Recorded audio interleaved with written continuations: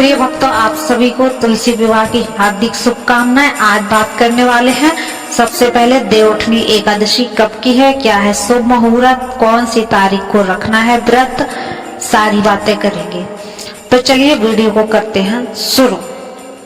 हिंदू पंचांग के अनुसार एकादशी तिथि 1 नवंबर को सुबह 9:11 पर प्रारंभ हो जाएगी और एकादशी तिथि का समापन 2 नवंबर को सुबह 7:31 पर होगा। उदया तिथि में देवउठनी एकादशी व्रत 1 नवंबर को रखा जाएगा। व्रत के पूजन मुहूर्त के समय की बात करें तो ब्रह्म मुहूर्त 4:50 से 5:48 तक रहेगा। अभिजीत मुहूर्त की बात करें तो 11:42 से 12:27 तक रहेगी।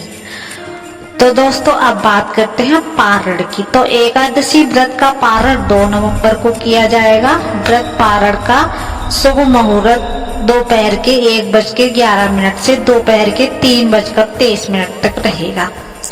एकादशी व्रत का पारण अगले दिन सूर्योदय के बाद भी किया जा सकता है। 2 नवंबर को सूर्योदय सुबह 6:34 पर हो जाएगा। अब बात करते हैं इसके महत्व की। तो देवउठनी एकादशी व्रत करने से जीवन में सुख, समृद्धि और खुशहाली आती है। इसके साथ ही व्यक्ति के समस्त पापों का नाश होता है। कहते हैं कि एकादशी व्रत करने वाला मनुष्य सभी सुखों को भोगकर अंत में मोक्ष की प्राप्ति पाता है। प्रिय भक्तों, अब बात करेंगे कि एकादशी का व्रत रख रहे हैं तो कौन से काम हैं जो हमें जरूर करने चाहिए।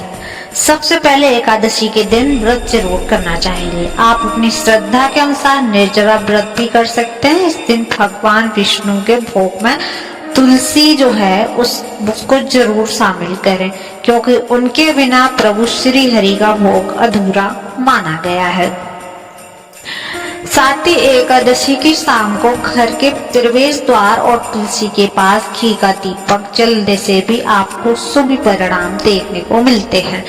इसके साथ ही देवउठनी एकादशी व्रत के पारण करने के बाद ब्राह्मणों को अपनी क्षमता के अनुसार आप दान दक्षिणा अवश्य ही दें। देवउठनी एकादशी को आप अन्न, गुड़, वस्त्र और मौसमी फल जैसे कि गन्ना, सिंघाड़ा और शकरकंद इनका दान कर सकते हैं, जो काफी शुभ माना गया है। इसके साथ ही इस दिन पर धन व पीले रंग के वस्त्रों का भी दान करना काफी उत्तम माना गया है। इस दिन किए गए दान के से साधक को भगवान विष्णु का आशीर्वाद मिलता है और घर में सुख समृद्धि आती है। अगर आप देवउठनी एकादशी को कोई मंत्र करना चाहते हैं तो ओम नमो भगवते वासुदेवाय मंत्र का आप जप कर सकते हैं।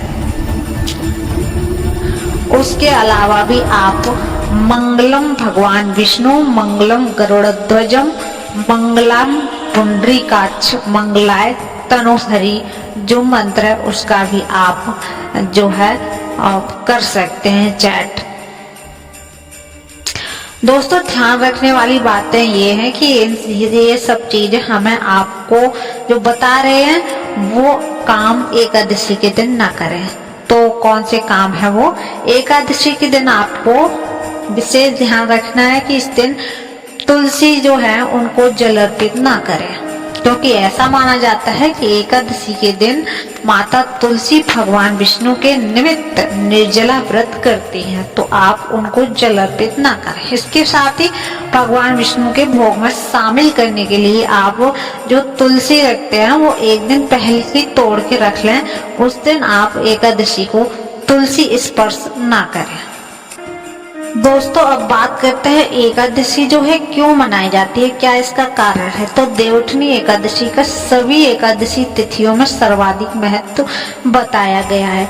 ये वो दिन है जब भगवान विष्णु अपने 4 महीने की योग निद्रा से जागते हैं। देवउठनी मतलब जागते हुए सोए उठे हैं। भगवान के जागृत अवस्था में आते ही चतुर्मास का समापन हो जाता है, जिससे शुभ मांगलिक कार्यों को फिर से करने की शुरुआत हो जाती है। तो इस दिन भगवान अपना जो चतुर्मास है वो पूरा करके आज के दिन एकादशी के दिन उठ जाते हैं। तो तो भी ये एकादशी मनाई जाती है हर साल। तो इससे प्रबोधिनी एकादशी भी कहते हैं। इसके दो नाम है, देवउठनी एकादशी और प्रबोधिनी एकादशी भी इसे कहते हैं कोई कोई। बात करते हैं इसको व्रत को कैसे मनाते हैं। तो इस दिन सुबह आप उठ जाइए, व्रत का संकल्प ले लीजिए और भगवान विष्णु की पूजा करनी चाहिए आपको। घर के आंगन में भगवान विष्णु के चरणों की आप आकृति बना लीजिए। फिर एक ओखली में गेरू से चित्र बनाकर फल, सिंघाड़े, जो भी मौसमी फल हैं उनको आप ले लीजिए और डलिया से ढांक दीजिए उस स्थान पर रख के। रात के समय में भगवान विष्णु समेत सभी देवी देवताओं का विधि विधान से आप पूजा कीजिए और घर के बाहर एक दीपक जला दीजिए।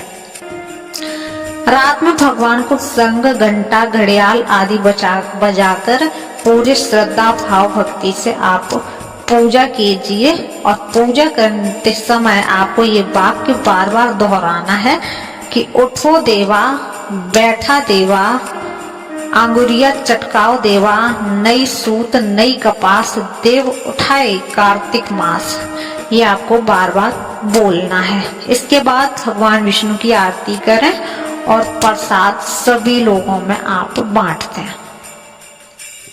दोस्तों, कई लोग देवउठनी एकादशी के दिन ही तुलसी विवाह का भी आयोजन कर लेते हैं। इस दिन तुलसी के पौधे का भगवान शालिग्राम के साथ विवाह कराया जाता है। कोई कोई द्वादशी को करते हैं और कोई कोई पूर्णिमा को भी तुलसी और शालिग्राम की शादी करते हैं। शास्त्रों में कहा गया है कि जिन दंपत्ति हैं, जो हस्बैंड वाइफ है, जिनके घर में कन्या नहीं है, उन्हें अपने जीवन में एक बार तो तुलसी विवाह का आयोजन जरूर ही करना चाहिए। तो दोस्तों, ये थी आज एकादशी और तुलसी विवाह के बारे में जानकारी। आपको जानना है तुलसी विवाह कब है, तो वीडियो के एंड स्क्रीन पर आपको वीडियो मिल जाएगी, आप देख सकते हैं।